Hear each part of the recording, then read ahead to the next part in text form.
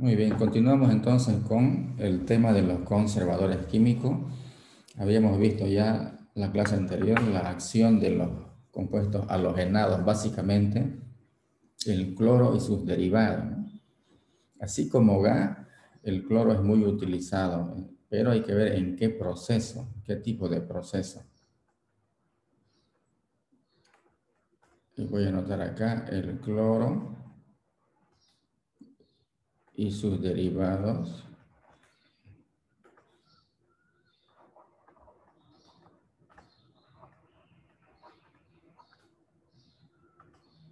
O sea, no todos, sino muchos de ellos. Aquí lo vamos a aclarar.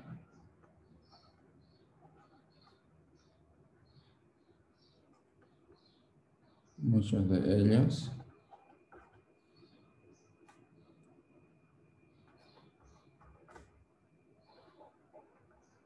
tienen efectos herbicidas.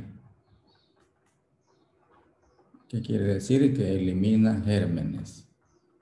Tienen efectos herbicidas. Y voy a escribir en general los halógenos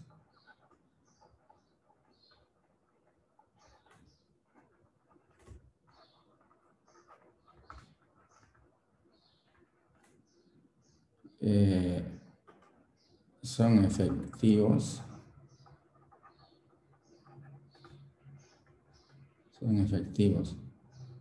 en estos fines.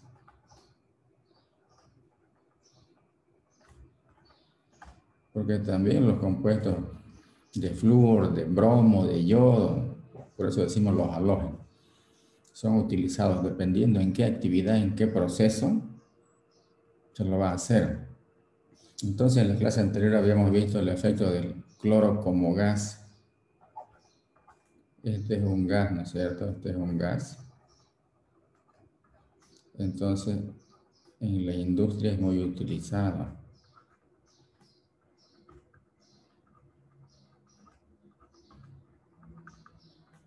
En la industria es utilizado. En circuitos de enfriamiento.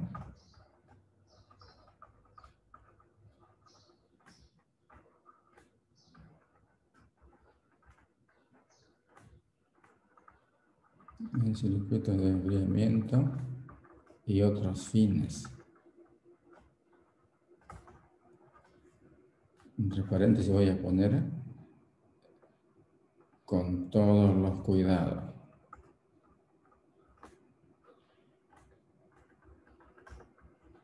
Porque es tóxico y riesgoso, muy riesgoso para la salud. Como es gas, entonces el manejo operativo es difícil, pues. Es difícil manejar operativamente un gas. En cambio, un sólido puede estar en una bolsa, un líquido puede estar en un recipiente. Entonces, el gas tiende a expandirse y a contaminar todo. Entonces, por eso acá decimos con todos los cuidados, porque es tóxico. Todas las instalaciones deben estar muy bien diseñadas. Entonces, esto es importante, saber que todos los halógenos tienen efectos herbicidas. Ustedes han visto que hay compuestos de yodo medicinal, ¿no es cierto? Alguna vez lo han utilizado. ¿Para qué? Para controlar las infecciones en el cuerpo, por ejemplo. Y también en el tema de los lavados de verduras, en el tema de los alimentos, se utiliza también soluciones de yodo o soluciones de lavandina, ¿no es cierto? Recomiendan los expertos en salud. ¿Para qué se hace eso? Para matar a los gérmenes, a las bacterias que están ahí presentes. Y de ahí conocemos ya una serie de productos de uso industrial, ¿no? Las lavandinas, los detergentes industriales y muchos otros productos. Entonces, muchos de estas sustancias son derivados de los halógenos. Y por supuesto que hay otros, ¿no? Con diferentes nombres, ya, los amonios cuaternarios, los carbamatos, hay muchas marcas de diferente procedencia.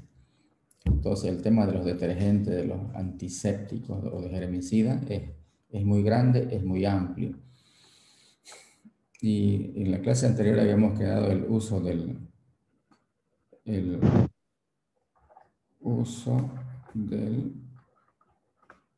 hipoclorito de calcio en aguas de consumo. En aguas de consumo. Tiene mucha aplicación este producto en las aguas potables. Les decía yo de que las cooperativas utilizan mucho por seguridad, aquí en Santa Cruz al menos por seguridad. No, las aguas subterráneas aquí en nuestra región, en nuestra ciudad, no son contaminadas, las aguas subterráneas. Pero igual las cooperativas agregan este producto por seguridad. Entonces, seguramente en otros departamentos, en otras provincias, el agua tiene otra calidad microbiológica, ahí utilizarán en mayor cantidad, con mayor cuidado, ¿no? Y un mejor control harán. Aquí se hace un control, ¿no? Decíamos de que en el agua de consumo de nuestras casas debe haber un residual de cloro, por lo menos entre 0,10 a 0,25. Algunas veces hasta 0,3 dicen acá. Partes por millón. ¿Qué quiere decir eso? Si tomamos nosotros una muestra de agua en nuestra casa y hacemos cloruro, analizamos cloruro,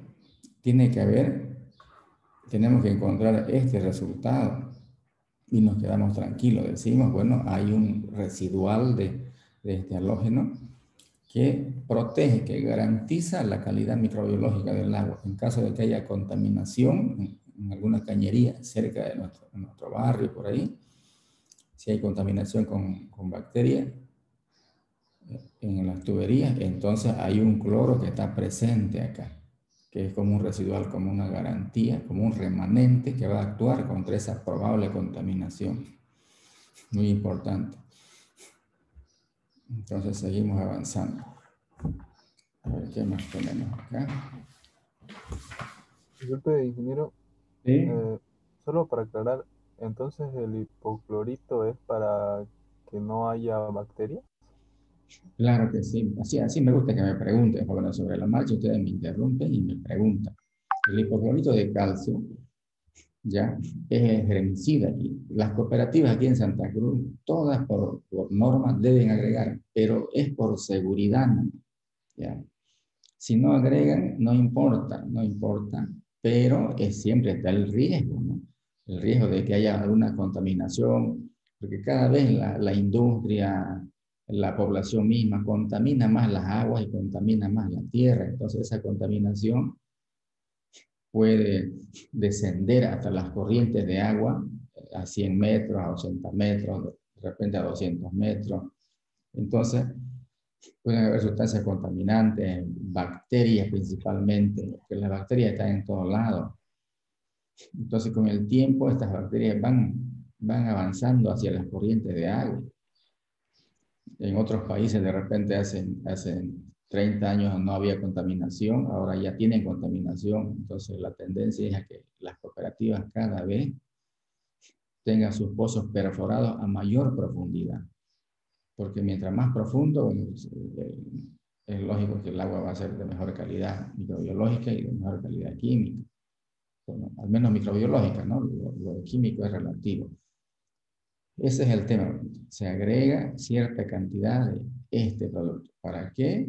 Para eliminar las probables concentraciones de bacterias que estén en las tuberías o en el agua que está llegando a nuestras casas.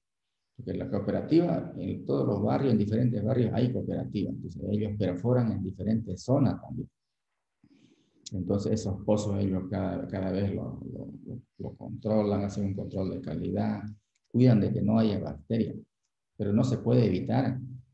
cuando nosotros tomamos una muestra de agua en nuestras casas, hacemos un análisis microbiológico y vamos a encontrar algunas bacterias. Vamos a encontrar vivas. Pero son bajas concentraciones y de repente no son de las agresivas. Entonces no pasa nada. Ingresa al organismo, con el ácido que tenemos en el organismo, las matamos. O con el calentamiento o el enfriamiento, antes de consumir el agua, de repente también se elimina. Pero sí, por seguridad, esto hay que subrayarlo, por seguridad se agrega este herbicida, el hipoclorito de calcio, el más utilizado. ¿Está claro? Sí, ingeniero, gracias. Ya, muy bien, seguimos entonces. Vamos a decir lo siguiente. A ver, el dióxido de azufre o ácido sulfuroso, dióxido de azufre en agua es ácido sulfuroso. El ácido sulfuroso o el dióxido de azufre, los sulfitos, los metabisulfitos, pueden emplearse solo en un grupo reducido de alimentos, tales como melaza, fruta, jugo de fruta y vino. No se puede usar en alimentos con un alto contenido en tiaminas, como las carnes, un aminoácido. Entonces todo está clasificado. Este conservador en estos productos, este otro conservador en estos productos. No se puede utilizar como a mí me gusta, está normado eso, está legislado. Para el tema de las frutas, un tipo de conservador. Para el tipo de las carnes y los otros alimentos, otro tipo de conservador. El metabisulfito se usa en forma de polvos para enlatado como fuente de dióxido de azufre y se agrega el dióxido de azufre líquido a los mostos destinados a la producción de vino para inhibir los microorganismos competidores y así favorecer a las levaduras del vino. El dióxido de azufre es activo, por lo que al disolverse se liberan en la solución iones de hidrógeno. El ácido fosfórico se usa en algunas bebidas no alcohólicas como las bebidas colas. Aquí, por ejemplo, miren ustedes, si yo voy a utilizar dióxido de azufre, es muy efectivo contra las bacterias. Dióxido de azufre más agua, que voy a tener un ácido. En principio ácido sulfuroso, y este tiende luego a oxidarse. ¿En qué se va a oxidar ese ácido sulfuroso? Va a terminar con el tiempo en sulfúrico, va a terminar. ¿Por qué? Porque se está oxidando, es reductor este ácido. Entonces, si yo tengo, por ejemplo, un recipiente acá y preparo una solución, aquí voy a tener una solución de esta solución, o puedo tener un sulfito de sodio. Entonces, este sulfito, mire, sulfito más oxígeno, ¿qué me da? Me da sulfato, porque es reductor el sulfito. El sulfito es una sal de este ácido. Entonces yo preparo una solución aquí al 3 al 5%. Digo, solución de sulfito de sodio al 3%, por ejemplo. Preparo y ahí tengo.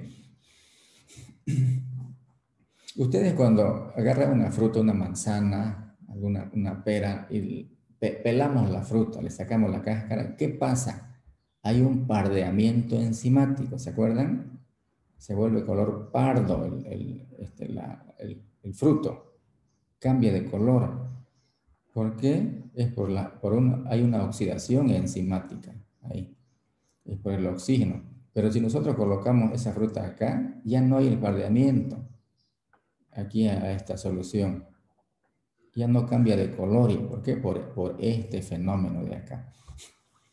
Entonces, eso hace ver de que el oxígeno es atrapado químicamente por este radical sulfito, entonces ya no hay oxígeno disponible para que ocurra ese pardeamiento. De esa manera también ya no habrá oxígeno para él, para las bacterias que lo van a necesitar. Muy bien, eso ocurre entonces. Conserva su color la fruta. Aquellas que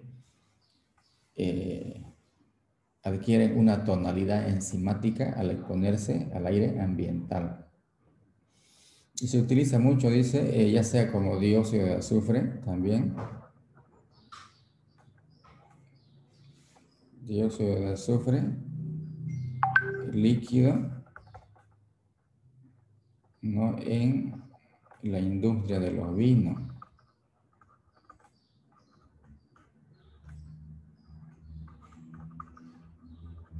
La industria de los vinos. ¿Por qué? Porque el dióxido de azufre, por este mismo efecto, ¿no? Dióxido de azufre en agua que me da esto que teníamos acá arriba. Esto mismo de acá, mira. Dióxido de azufre en agua, porque un mosto es un producto que se va a transformar en vino. Entonces, en agua es la misma ecuación que tengo arriba. Me da el ácido sulfuroso. Entonces ya tengo acá yo una sustancia que es un ácido y es reductor. Entonces elimina el oxígeno y ya las bacterias que puedan estar presentes en el mosto van a ser eliminadas en el mosto.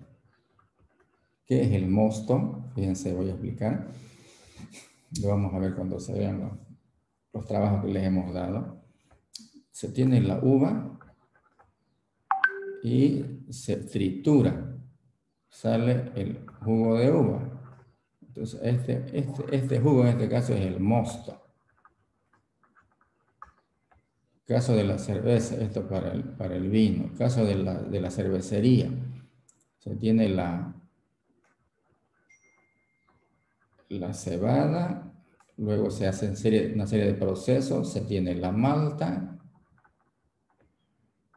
luego se tritura o se muele, se tiene granulada, imagínense como un trigo granulado, molido.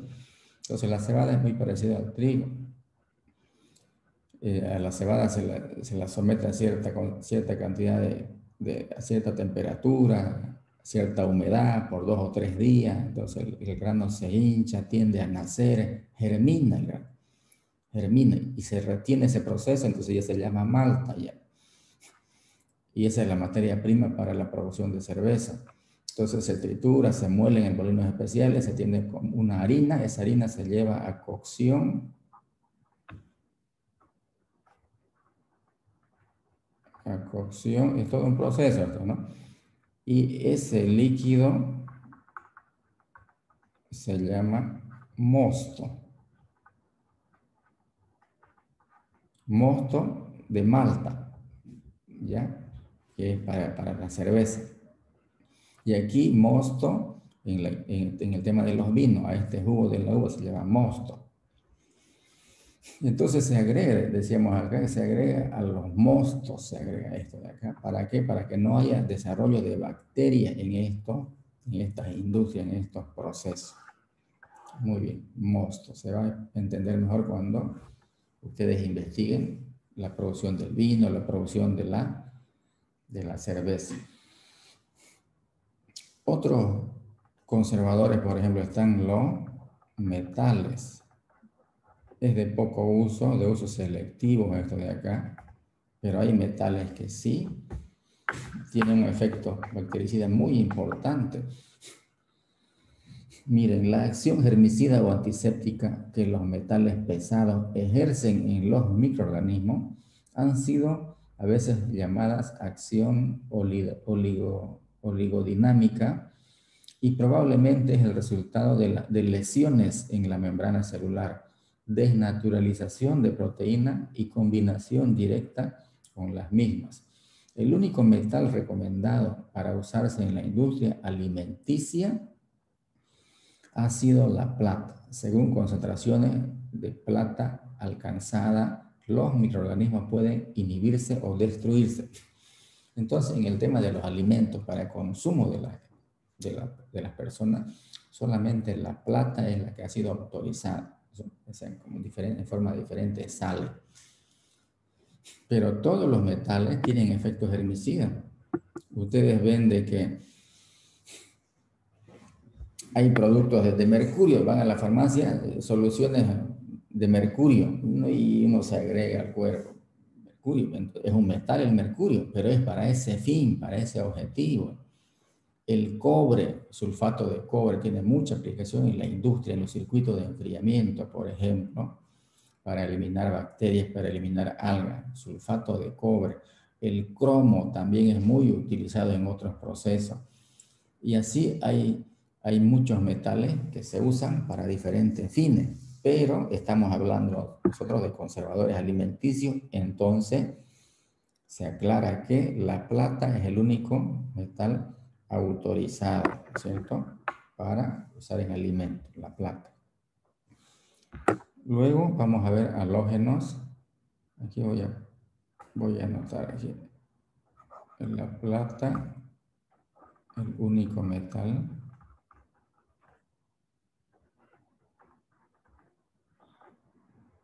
usado o autorizado en, en los alimentos como conservante.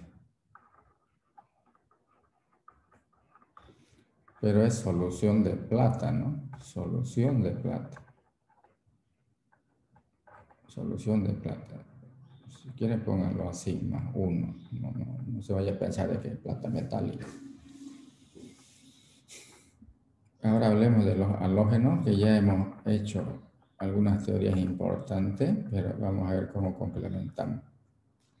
El agua empleada en el lavado de los alimentos o del material, en la refrigeración y otros, y la usada para beber, puede clorarse, fíjense, puede clorarse por adición directa del cloro, de hipoclorito o de cloraminas. Para prolongar el periodo de conservación de frutas, se han empleado envolturas de yodo, otro halógeno. En la desinfección de los utensilios empleados en la industria láctea se usan los iodóforos, que son combinaciones de yodo con agentes humectantes no iónicos y con ácidos.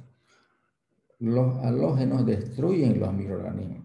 Estamos hablando de los halógenos. ¿Y cuáles son? El flúor, cloro, bromo, yodo. Los halógenos destruyen los microorganismos por oxidación, por lesión de sus membranas celulares o por combinación directa con las proteínas de la célula. Muy bien, el tema de los halógenos es muy amplio. Este tipo de productos, esta gama, este abanico de productos de los halógenos, tienen muchos derivados. Ácidos orgánicos y sus sales. Los ácidos láctico, acético, propiónico y cítrico o sus sales. Si son el ácido láctico serán los lactatos. Si es el ácido acético, las sales serán los acetatos. Si hablo del ácido propiónico, los propionatos. Si hablo del ácido cítrico, los citratos. O sea, son sus sales. Dice, pueden agregarse, ya sea como ácido o como sal, pueden agregarse a los alimentos o producirse en ellos. El ácido cítrico se emplea en los jarabes, bebidas, mermeladas y jaleas como sustituto de los sabores de fruta y como conservador. Los ácidos lácticos y acéticos se agregan a las salmueras de diferentes encurtidos, aceitunas verdes, etc. El benzoato de sodio se usa en una concentración no superior al 0,1%. El ácido sórbico. El benzoato de sodio es una sal, ¿no? No se olviden del ácido benzoico. Y el ácido sórbico es un ácido que tiene como sal los sorbatos.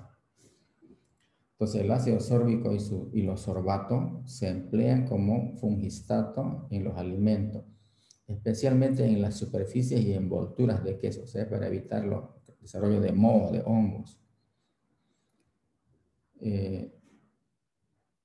También en la conservación de encurtidos dulces y para el control de la fermentación láctica de pepinos y aceitunas.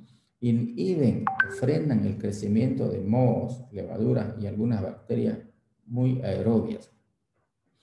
Tienen poco efecto contra las bacterias lácticas y anaerobias. Fíjense entonces, algunos productos de estos son efectivos contra mohos y no son efectivos contra bacterias. Y a la inversa, pueden ser efectivos contra bacterias y no contra los mohos, no contra las levaduras. Por eso hay todo un listado de productos, dependiendo dónde se va a aplicar en qué producto. Entonces ahí se elige ya el recomendado. Azúcares. Los azúcares como la glucosa o sacarosa deben su acción conservadora a la propiedad que poseen de retener humedad. ¿Se acuerdan? Es la acción física acá de estos productos. Fijan la humedad. Entonces aquí en halógenos hemos hecho ya unas descripciones importantes. Luego ácidos orgánicos. Voy a anotar también.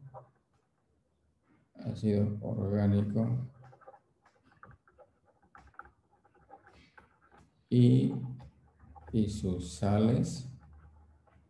También hemos hecho una descripción importante. Estamos en los azúcares. Ellos fijan la humedad.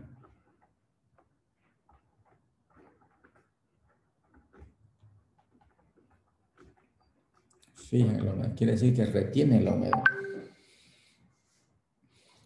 Voy a leer de nuevo en el tema de los azúcares. Los azúcares como la glucosa o sacarosa deben su acción conservadora a la propiedad que poseen de retener o fijar la humedad, que de esta forma no es aprovechable por los microorganismos y a su efecto osmótico. Como ejemplo de alimentos conservados por la adición de grandes concentraciones de azúcar, hay que señalar las leches condensadas. Todos conocemos la leche condensada, es dulce, ¿no es cierto? Es dulce. ¿Por qué? Porque allá en la industria han evaporado agua y han agregado azúcar. Entonces, en la leche condensada, ¿cómo es la AW? Yo pregunto, ¿qué me responden ustedes? Por ejemplo, en la leche condensada, ¿cómo es la AW? ¿Alta o baja? Baja. Muy bien, la AW es baja. Es baja. Es baja. Todos conocemos que es un fluido viscoso y dulce. Entonces, difícilmente las bacterias ahí van a desarrollarse. Difícilmente. No es necesario una leche condensada guardar en la heladera. No.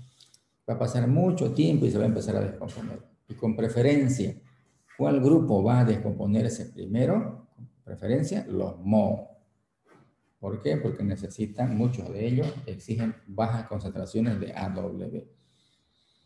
Y con el tiempo, pues, levadura y luego vendrán algunas bacterias que se van adaptando.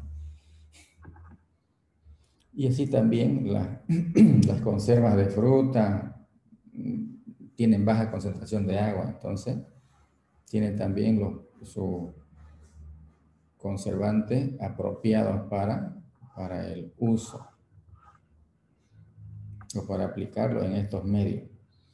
Entonces, en leche condensada, los azúcares se usan en almíbares, las frutas en almíbares, en jaleas y confituras. Todos esos son dulces, productos dulces. Confituras, almíbares, jaleas. Todos estos productos alimenticios son de baja concentración de agua, baja AW, por lo tanto, entonces, ahí, ¿cómo es que se conservan los productos? Porque hay presencia de azúcar y ha sido la humedad fijada, ha sido retenida. No hay agua disponible para que los microorganismos puedan aprovechar y poder vivir ellos. Entonces, no pueden vivir en ese medio. pero no es por tiempo indefinido, no se olviden, ¿no? Llega el momento en que sí empiezan a desarrollarse con lentitud, pero empiezan. Y ya sabemos cuál, con preferencia primero, ¿no? Primero los mohos en esos entornos. Hablemos de los alcoholes. A ver, vamos a subir un poquito.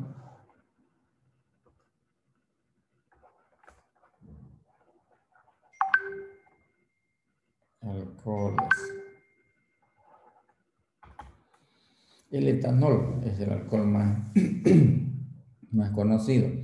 Coagulante y deshidratador y desnaturalizador de las proteínas celulares. Tiene un efecto germicida más intenso a concentraciones del 70 al 95%. Los extractos aromáticos como los de vainilla y limón se conservan por su alto contenido en alcohol. Entonces, concentración apropiada, vamos a poner etanol acá.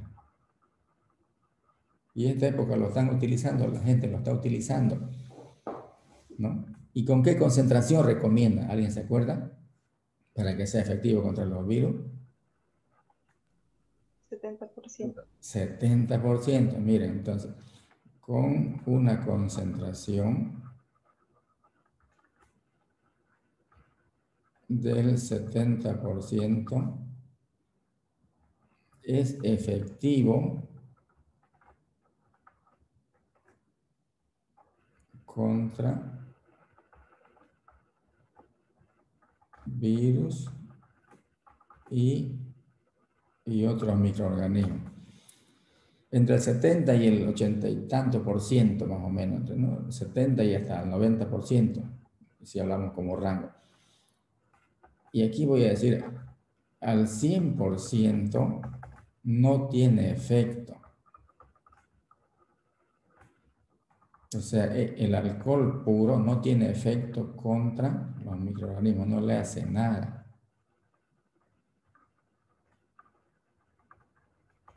Pero sí, una concentración del 70% es muy efectiva. Y la teoría dice, ¿no?, del 70 al 90% tiene efecto bactericida, pero mejor concentración al 70%. Ya al 100%, al 98%, al 99% no tiene efecto. Entonces, esto es el 100% no le hace nada, no tiene efecto contra las bacterias. ¿Por qué será eso? Porque si yo digo 100% de alcohol, no tengo nada de agua acá. Aquí tengo un 30% de agua. Entonces, el agua hace que llegue a todo lugar en la célula. Es el transportador, el agua, para que llegue esta sustancia, ¿no es cierto? Tiene que haber una vía. ¿Y cuál es la vía? Esa vía es el agua. Es el agua. Y aquí tengo agua, pues al 70%. En cambio, aquí no tengo agua. No tengo agua. Es como, por ejemplo, las plantas necesitan agua para que los minerales, ¿no es cierto?, puedan ascender por las raíces. Y si no hay agua, esos minerales no se movilizan, se quedan en la tierra. Tiene que haber cierta cantidad de agua. Entonces, más o menos por analogía, ese ejemplo, aquí también tiene que haber cierta cantidad de agua para que esta sustancia llegue a todo lugar en la célula y pueda dañar a ese organismo, a esa célula. Muy bien. El contenido alcohólico de conservas y vino no reforzado no es suficiente para evitar su alteración por ciertos microorganismos, pero limita los tipos de gérmenes que en ellos pueden desarrollarse. Los licores y bebidas destiladas contienen generalmente suficiente alcohol para impedir la invasión microbiana. El alcohol metílico es tóxico y no debe adicionarse a los alimentos. Entonces, cuando se habla de alcohol, no es cualquier alcohol que se utiliza también. Vean ustedes como el metílico no se utiliza porque es muy tóxico. El más conocido entonces es el alcohol etílico. Y si yo tengo por ejemplo, una bebida destilada, ¿no?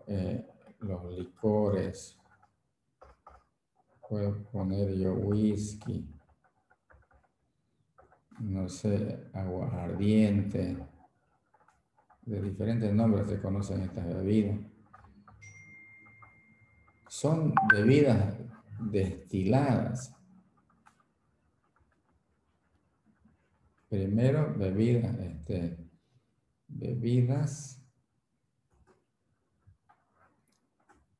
o sea, no son fermentadas, estas son destiladas. Primero han sido fermentadas y después hubo otro proceso de destilación. En cambio, la cerveza, vinos y otros, estos son bebidas fermentadas. Bebida fermentada. Entonces aquí tenemos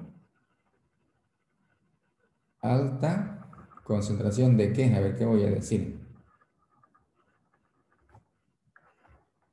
Y aquí baja concentración. ¿Concentración de qué? A ver si me está siguiendo. Alcohol. Muy bien. Entonces la cerveza, los vinos, no pasan de 4, 6, 8. Los vinos llegan hasta 10, 12, 14 grados alcohólico. Entonces aquí alcohol. Y aquí las bebidas destiladas, los licores, Singani, whisky, aguardiente, ¿no? Están entre el 30, 60%, 50% de alcohol. Entonces, estos productos tienen elevadas concentraciones de alcohol y no se deterioran. Podemos dejar una botella de whisky así, no hace falta guardar en heladera estos productos también, ¿no? Porque no van a desarrollarse las bacterias. ¿Por qué? Porque hay elevada concentración de alcohol. En cambio, estos productos, ustedes destapen una botella de vino, destápenla y tómense la mitad y la otra mitad la guardan, ya después de 2, 3 días ya no es el mismo sabor. ¿Por qué? Porque se están desarrollando ya las bacterias. Al destapar, ingresa oxígeno, entran bacterias aeróbicas y ya se contamina. ¿En qué se transforma ese vino? En vinagre. Igual la cerveza, no puedo decir que voy a tomar media botella de cerveza ahora y la guardo de aquí a otras 2 semanas, la otra mitad. No, se contamina por las bacterias y se deteriora. Y otros productos fermentados también ocurre eso. Cambio acá, ¿no? Muy bien, vamos a ver ahora el tema de los productos ahumados, humo de madera, y aquí vamos a quedar, jóvenes, para el lunes. Humo de madera. Bueno, ¿alguna consulta, alguna pregunta? La semana que viene hablamos del segundo parcial ya. Vamos a detener grabación. No hay consultas, jóvenes, no hay preguntas.